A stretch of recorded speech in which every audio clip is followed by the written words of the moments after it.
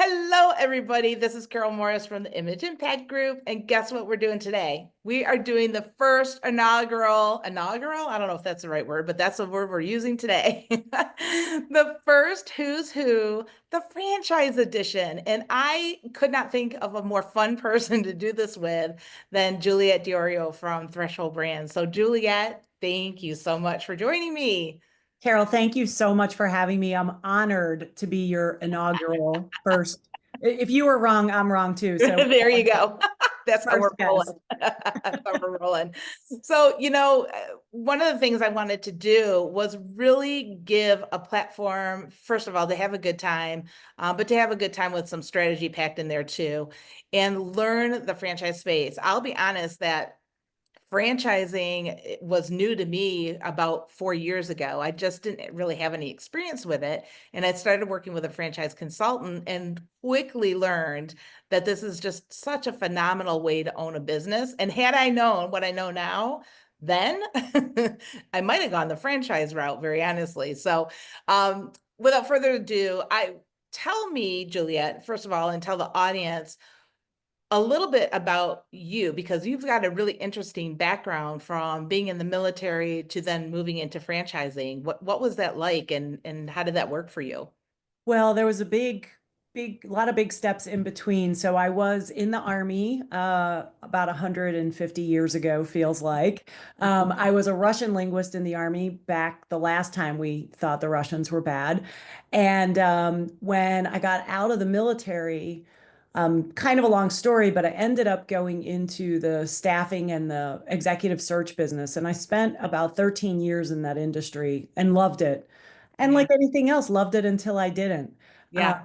and then when everybody was running away from dot coms in 2001, because I like to be different, I ran for one and had a wonderful, wonderful career, about 5 or 6 years at a dot com then startup that had a very nice exit. So happy for them. So spent a lot of years doing e-commerce and digital marketing, and about 6 or 7 years ago, a gentleman that I had actually worked for previously Hmm. was taking over the CEO position at Liberty Tax. And they are, back then, there were 2,700 locations and approximately 1,400 franchisees. Wow. I don't even think I had a sense for what franchising was all about. And Yeah. I will tell you, I learned a lot really, really quickly there. But that was the jumping off point of my franchising career, and it's been an amazing place to be. Yeah.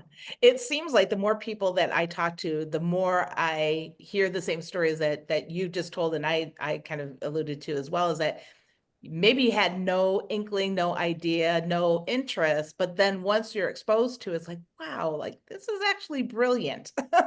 100%. Well, and I think too, for people that are in like corporate services, so today I'm the chief revenue officer at Threshold Brands, so I oversee marketing and franchise development, franchise sales, and our call centers. And then we also have an internal digital agency. So on the services side, I think if you are geared to be motivated by helping people, or by helping people succeed, Yeah. franchising is makes so much sense. And I am one of those people. I enjoy helping people solve their problems.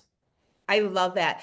And, on that people note, one of the biggest things is building trust with our own team and building trust within the brokers that we deal with and building trust also with the people that are natively coming that are going to be the future franchisees.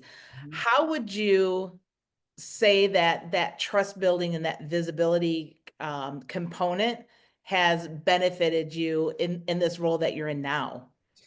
Well, I mean, I think, the best way to build trust, I think, in our professional or personal lives, and this sort of transcends franchising even, is transparency. Uh, Yeah. I see you, I hear you, I don't always agree with you.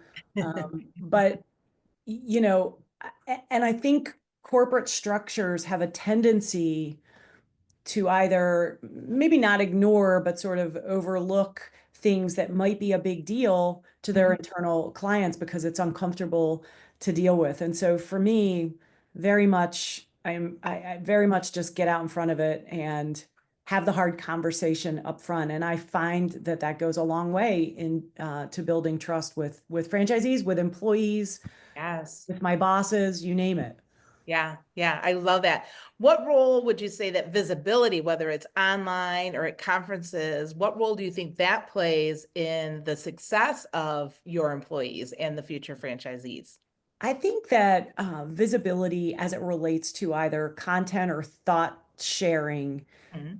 does two things. First of all, clearly on a selfish basis, it establishes you potentially among an audience of strangers Mhm. as a SME, right? Subject matter expert.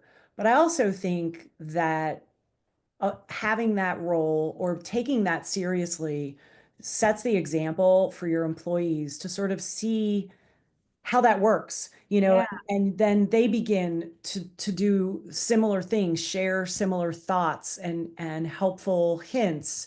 So, it's funny, I'm not the best self-promoter on social media. I sort of think on LinkedIn, I post when I have something to share that is either thought-provoking or it was an aha to me, so maybe it would be an aha to someone else. Mhm. But, I do know that it's a critical piece of creating visibility and establishing trust. Yeah, absolutely. One thing that I wanted to ask you about too was Threshold Brands.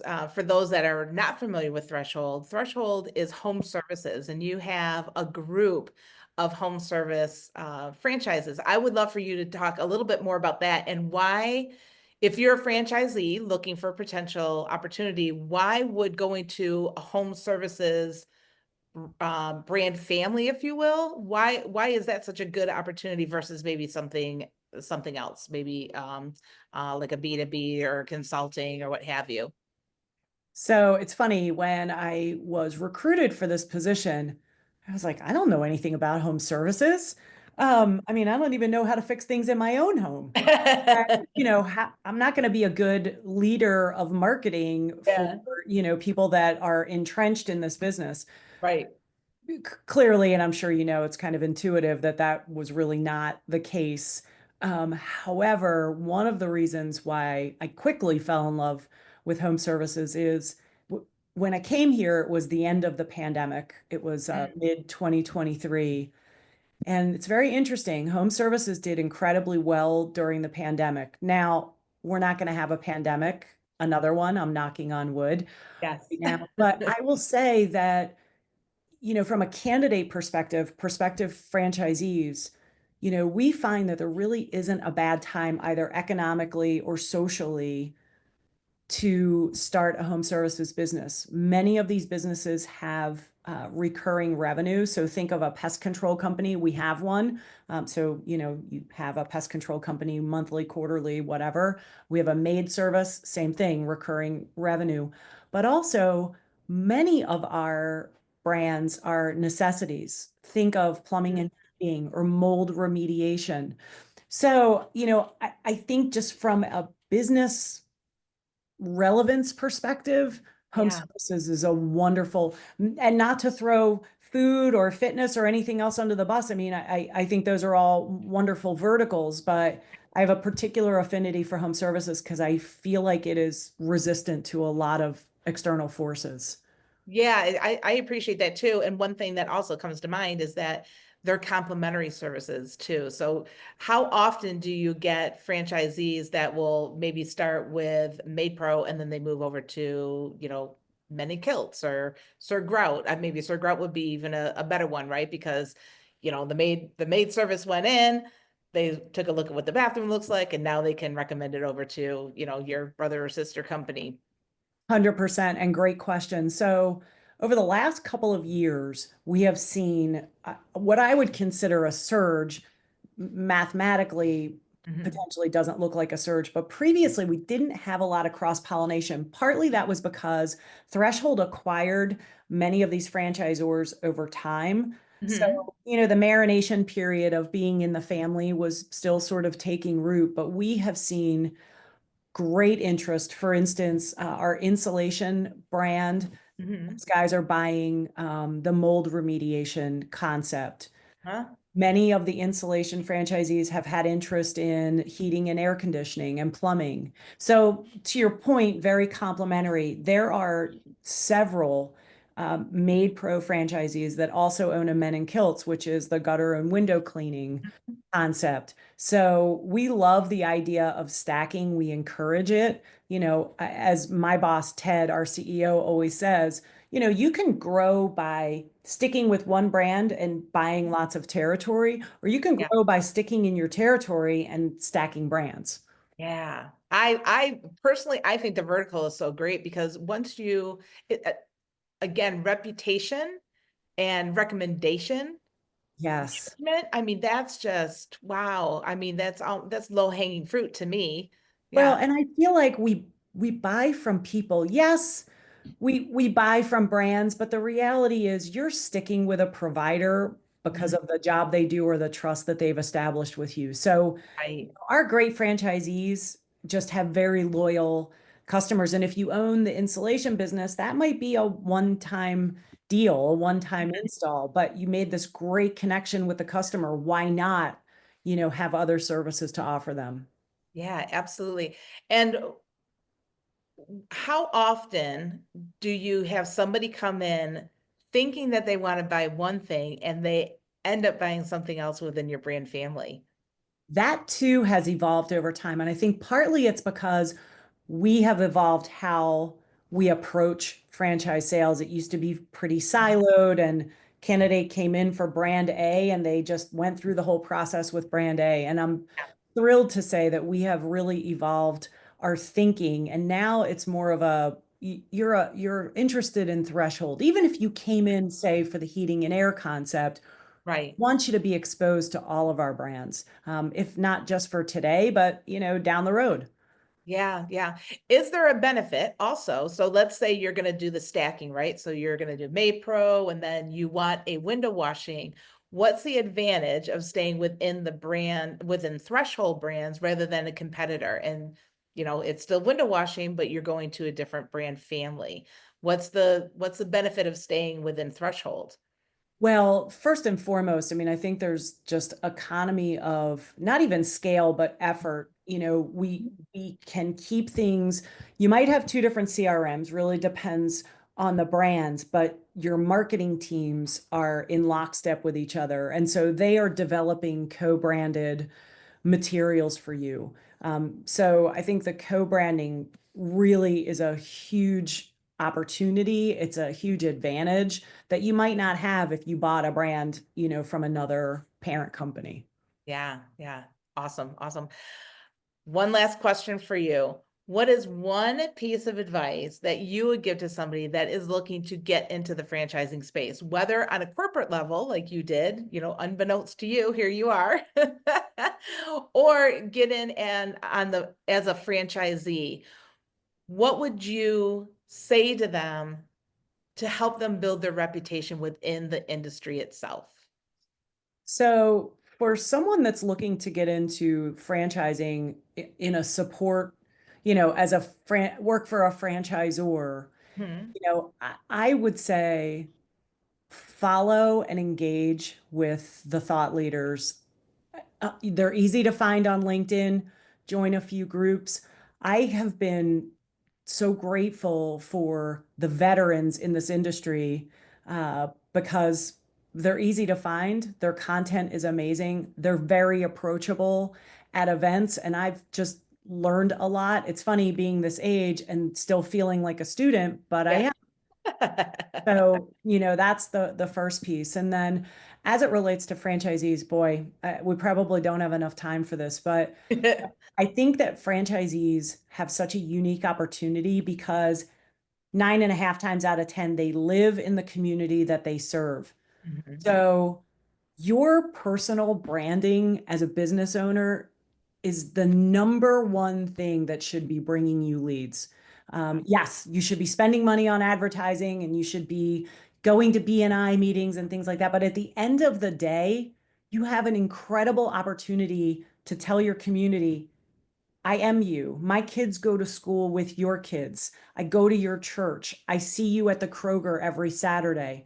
Mhm. In order to do that, they really do need to pump up their personal branding to get that stuff out there. And I would say work with someone. I mean, we happen to know someone, but work with someone who can help you put that framework together and then get to work doing it. Yeah. Oh, I love that. I love that. Uh, on that note, it has been so much fun for me to be able to get to work with you and your group.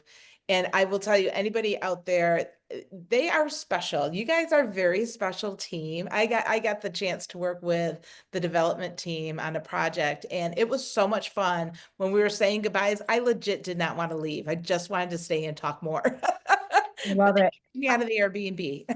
I spoke to, well, I actually said this to my husband this morning, but then I relayed the story to somebody on my team this Yeah. morning. I said, oh, yeah, I have this interview today.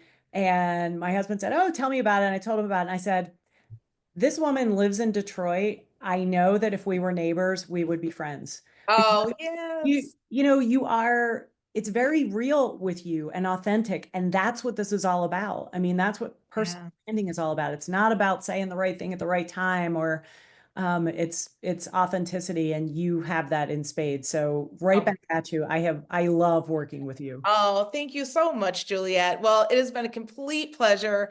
Thank you so much for being our kickoff guest. I really appreciate it, and so happy to have gotten to meet you this year and spend some time with you. So, if you are out there watching this, make sure that if you are looking for the journey of franchisee, um, looking for an opportunity, make sure to consider Threshold Brands. They really are such a phenomenal group.